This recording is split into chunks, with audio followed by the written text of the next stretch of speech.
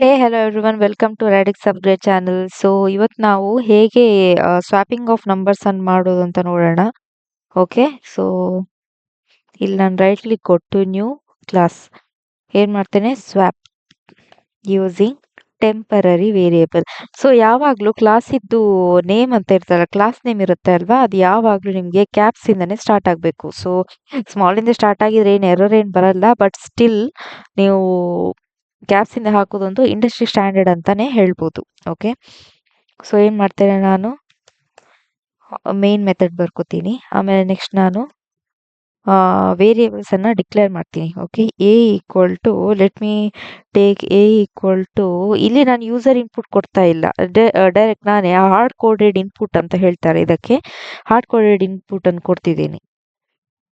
Okay, so 5 B ನಾನು ಒಂದು 8 ಅಂತ ಕೊಡ್ತೀನಿ. ಏನಂದ್ರೆ ಇವಾಗ ನನಗೆ ಎ ಈಕ್ವಲ್ ಟು 5 ಅಂತ ಕೊಟ್ಟು ಇಂಟ್ ಬಿ ಈಕ್ವಲ್ ಟು 6 ಅಂತಾನೂ ಕೊಡ್ಬೋದು. ಓಕೆ, ಹೀಗೂ ಕೊಡ್ಬೋದು. Another method is there which will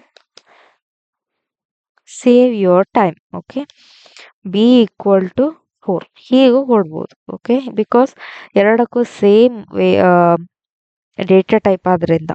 okay, next ನಾ ಏನು ಮಾಡ್ತೇನೆ, ಇಂಟ್ ಒಂದು ವೇರಿಯೇಬಲ್ ಕ್ರಿಯೇಟ್ ಮಾಡ್ತೇನೆ ಟೆಂಪ್ ಅಂತ. Okay, temporary variable. ಸೊ ಈ ಟೆಂಪರರಿ ವೇರಿಯೇಬಲ್ ಅನ್ನು ನಾನು ಇನಿಷಿಯಲೈಸ್ ಮಾಡ್ಕೋತೇನೆ. ಹೇಗೆ ಇನಿಷಿಯಲೈಸ್ ಮಾಡ್ಕೋತೇನೆ, ಎಗೆ ಹಾಕ್ತೀನಿ. Okay, a first one. Next a equal to b ಗೆ ಕೊಡ್ತೀನಿ. ಓಕೆ, ಬಿ ಈಕ್ವಲ್ ಟು ವಾಪಸ್ ನಾನು ಟೆಂಪ್ಗೆ ಕೊಡ್ತೀನಿ.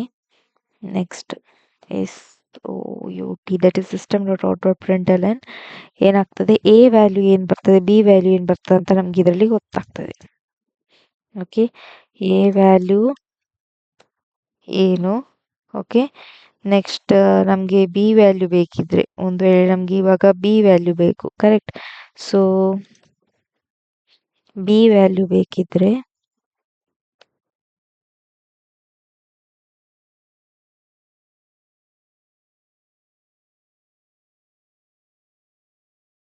ಈ ವ್ಯಾಲ್ಯೂ ಗೊತ್ತಾಗುತ್ತೆ. ಓಕೆ, ಸೊ ಇಲ್ಲಿ ಏನಾಗ್ತದೆ ಅಂತ ಹೇಳಿದ್ರೆ, ಫಸ್ಟ್ ನಿಮಗೆ ಟೆಂಪರರಿ ವೇರಿಯೇಬಲ್ ಅಂತ ಏನು ಇರ್ತದಲ್ವಾ, ಟೆಂಪರರಿ ವೇರಿಯೇಬಲ್.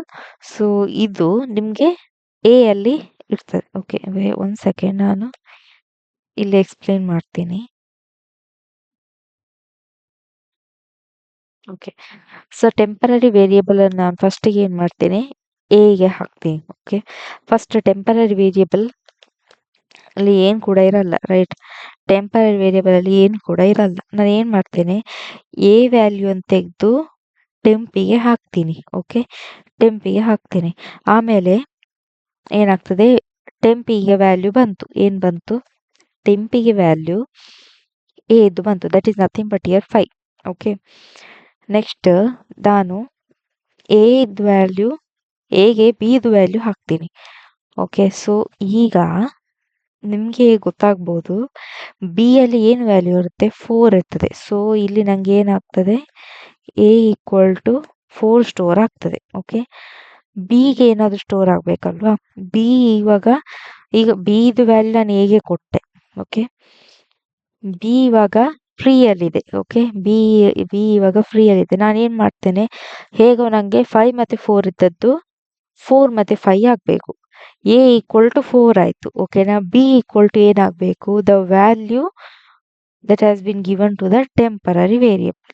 ಓಕೆ, ಸೊ ಅದೇ ಇಲ್ಲಿ ಆಗ್ತಿರೋದು. ಇವಾಗ ನಾನು ರನ್ ಮಾಡ್ತೀನಿ.